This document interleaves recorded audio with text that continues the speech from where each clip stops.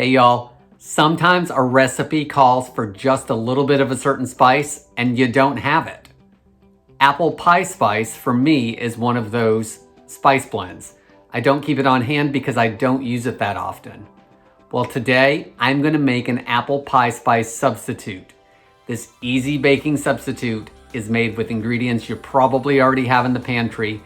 It only takes a minute and it's gonna replace 1 teaspoon of that apple pie spice that your recipe calls for.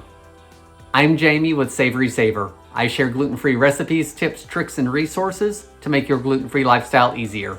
So please hit that subscribe button and let's get started. Okay, so I have our spices already measured out in the small bowl.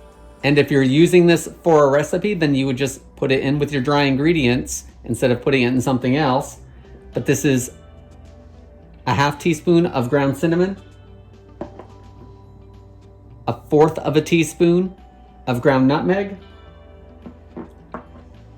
1/8 teaspoon of ground allspice, and either a dash of ground ginger or ground cloves.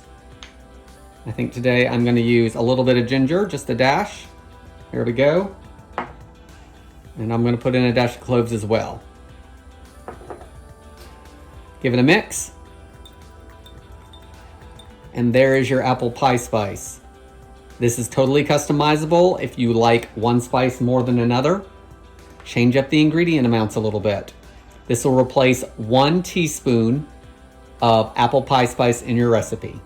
Guys, I hope you enjoyed this video. If you did, please give me a like, and I hope to see you on the next video. Thanks, guys.